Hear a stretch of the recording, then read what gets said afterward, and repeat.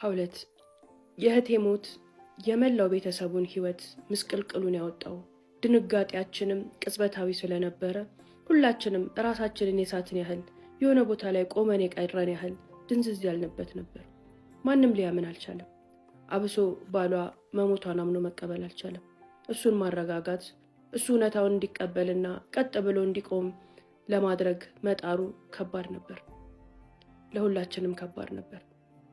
ስለ ሞት በቅርበት ሞት የነካው ሰው ካልሆነ ማንም ቢያወራ ስሜቱን አያውቀው። አራሷ እህቴ ልጇን ጥላ ቤቷን ጥላ ሞተች። እናረሳታለን ብለን ያዘጋጀነው ቡናውም በጉም ሁሉም ነገር እንግዳዋን ሸኘንባት። ማንም ቤተሰብ የእሷን ሞት አምኖ መቀበል ተረጋግቶ ሐዘኑን ማዘን አልቻለም። የልብ ውስጥ ድንጋይ ነው የሆነችብን። ማልቀስ እንኳን አልቻልንም።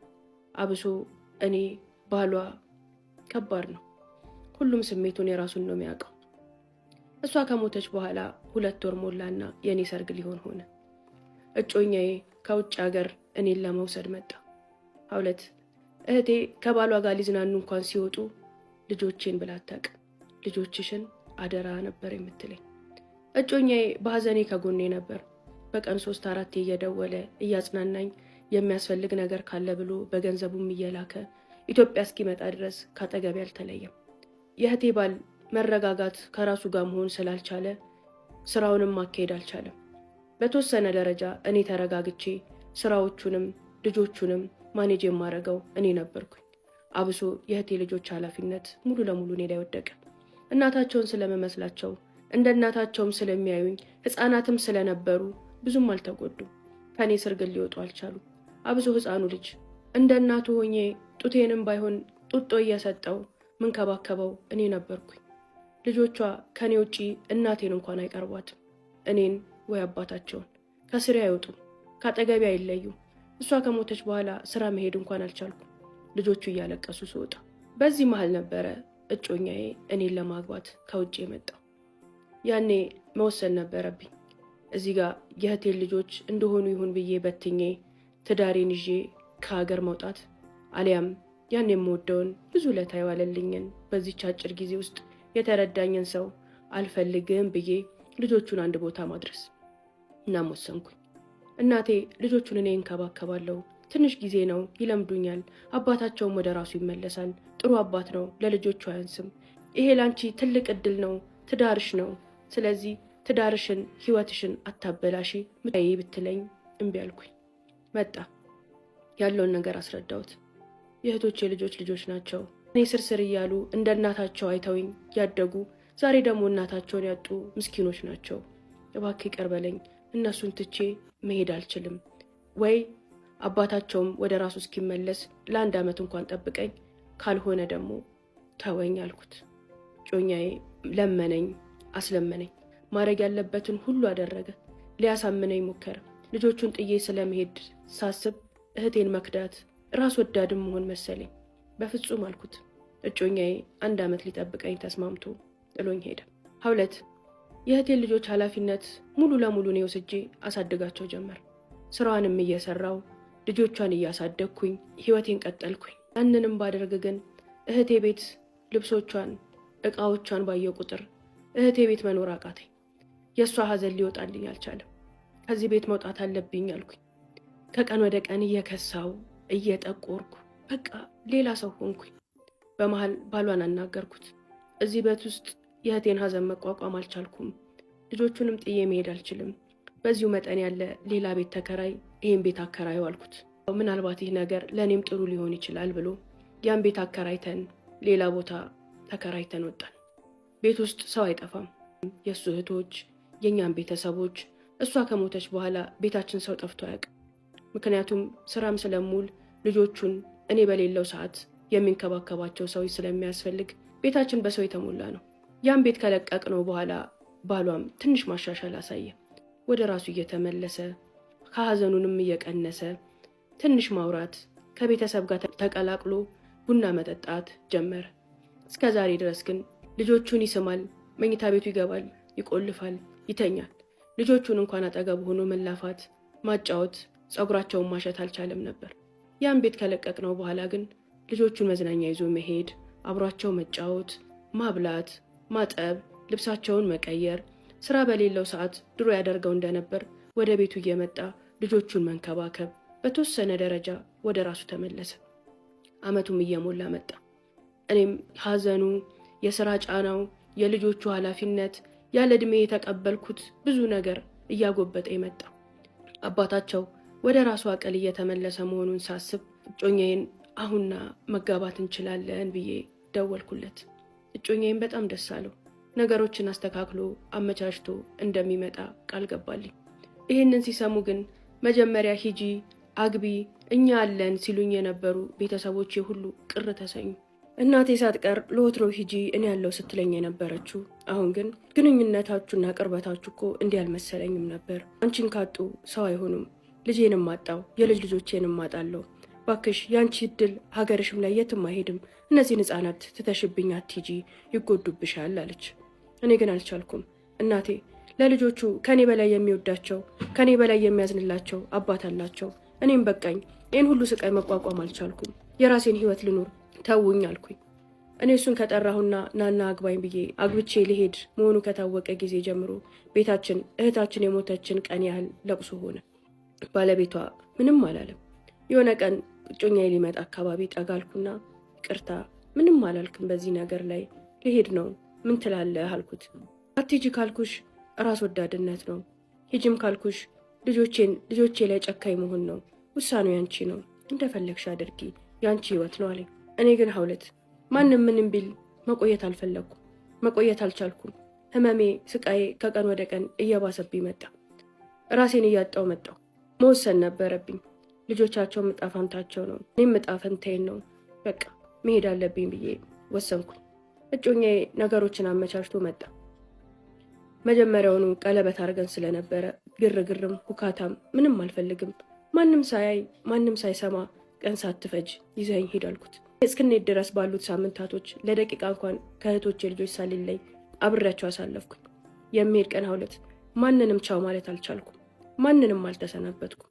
ሌላው ቀርቶ እናቴን መሰናበት ፈራሁኝ። ብሰናበታቸው ብስማቸው ቻው ብላቸው እንደመቀር አውቃለሁ። ያንንም ፈርቼ ምንም ሳልል ልክ ሱቅ እንደተላከ ሰው ትንሽዬ ሻንጤን አንጠልጥዬ ተከትዬው ሄድኩኝ። እጮኛ የሚኖረው ኖርዌይ ነበር። እዛ ከደረስኩኝ በኋላ ደውዬ ሄጃለሁ ደርሻለሁ ስል ሁሉም ሰው አበደ።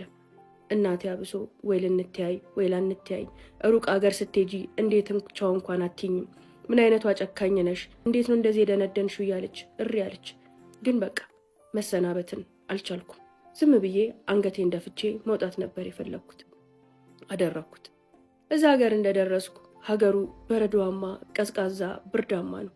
ለሐዘን ይመቻል። ድባቡ ሁሉ የሐዘን ነው፣ የብቸኝነት ነው። ከገባሁኝ ቀን ጀምሮ ሐዘኔን አጧጥፌ ቀጠልኩት። ባሌ ጠዋት ስራ ሄዳል። እኔ በሬን ዘግቼ የሚያቀኝ የለ የሚያባብለኝ የለ። ብርድ ልብሴን ተከናንቤ እሳቱ ዳር ላይ ቁጭ ብዬ እየዬን አስነካው ጀመር። ባለቤቴ ሲመጣ አይኔ አባብጦ ፊቴ ቀላልቶ ኩርምት እንዳልኩኝ ያገኘኛል። ልክ እሱ እንደመጣ ስልኩን ተቀብዬ ልጆቹ ጋር ደውላለሁ። እነሱን እያናገርኩኝ ራሴን መቆጣጠር እስኪያቅተኝ ስቅስቅ እያልኩ አለቅሳለሁ። ይህ ነገር ለአንድ ወር ቀጠለ። ለባለቤቴ ሚስት ልሆንለት አልቻልኩም። አጋር ልሆንለት አልቻልኩም። ሐዘኔን ጠቅልዬ ይዤበት ቤቱ መጣሁ። ያኔ ቁጭ አረገኝና በቃ አንቺ ያለ እነሱም ያለ አንቺ አይችሉም ያልሽኝን ነገር አሁን ገብቶኛል፣ ለቅቄሻለሁ ሂጂ አለኝ። ሐውለት የዚህ ሰው ውለታ ከበደኝ። በቃ ያን እንዲለኝ ነበር ስመኝ የነበረው። የዋለልኝ ውለታና ከሱ ጋር የነበረን ነገር ግን ያን እንድል አላስቻለኝም ነበር። ከሱ ሲመጣ ልቤ ደስ አለው። በአንድ ጎን ሐዘን፣ በአንድ ጎን ደስታ፣ በአንድ ጎን መጣል ተሰማኝ። እውነትህን ነው ከልብህ ነው አልኩት። አዎ በቃ እንዲህ የተሰቃየሽ እያየሁኝ ከምጎዳው ጉዳት በላይ ሄደሽ ብጎዳ ይሻላል። ሂጂና መፈለጊውን ነገር አድርጊ አለኝ። አመሰገንኩት፣ አቀፍኩት፣ ይቅርታ ጠየቅኩት። ሁሌም እወድሃለሁ፣ በህይወቴ የማረሳ መቼም ከውስጥ የማትወጣ ሰው ነህ። ለመጀመሪያ ጊዜ ወደድኩ፣ ለመጀመሪያ ጊዜ ደግነትህንም ውለታህንም ጥሩነትህንም ያሳየኸኝ ሰው ነክ። ምናልባት እነዚህ ልጆች ቦታ ደርሰው ትልቅ ሰው ሆነው መገናኘት ከቻልን እስከዛ ጠብቀኝ አልልህምና እንገናኛለን። ካልሆነ ግን አመሰግንሃለሁ አልኩኝ። እዚህ ጋር እናንተ ብትሆኑ ምን ታደርጋላችሁ ነው? እሺ እኔ እዚህ ጋር መፍረድ ላይ ደዋነ ጃጅ ጋር ከንጀጅ ሄር ግን አንዳንድ አስጠቂ ሴቶች አላችሁ በእውነት ሰልፊሽ ለራሳችሁ ለፍቅራችሁ ብላችሁ በቃ ግብግብ የምትሉ በቃ ማለት አይሄድብኝ በቃ እኔ ቀድሜ ልንጠፍለት እንደ ቀይ ምንጣፍ የምትሉ ልጄናጂን ብለሽ ስለመጣሽ ግዴታ ነው መያዝ አለብን። ግን ለልጄ ብዬ ለልጄ ስለምን አትበሉ። ቶክሲ አንፊኒ እንዴት ነሽ? በጣም ነው የምወድሽ። እኔም እወድሻለሁ የኔ ፍቅር። ስላናደደኝ ነው አሁን ያለሽበት ሲቹዌሽን። ግን ምንም ማድረግ አይቻልም። በቃ ለፍቅር ብለን በጣም መስዋዕት እንደምንከፍል ሰዎች አለን። አንዳንዴ ግን ጠንከር ብሎ ከተራስሮ ነው ማልቀስም እኮ አንዳንዴ ዋጋ ያስከፍላል። አዎ እንደዚህ ነገሮች ዋጋ ያስከፍላሉ። ግን ስቅስቅ ብለሽ ትራስሽ ጓደኛሽ ነው እንባሽ ነው ጸልይ ወደ እግዚአብሔር ተዋንቅሮ ነው የሚያወጣልሽ። ምክንያቱም ልጅ አስፈላጊ አይደለም። ሂስ ቶክሲክ ኦኤምጂ ብሮ። መወደሽ የኔ መልካም ሴት አንድ ነገር ላማክርሽ ነበር። በቶሎ ብትመልሽልኝ ደስ ይለኛል። ምን መሰለሽ አሁን ላይ ሲንግል ማም የ25 ዓመት ወጣትና የ3 ዓመት ልጅ አለኝ። ምኖረው ክፍለ ሀገር ነው።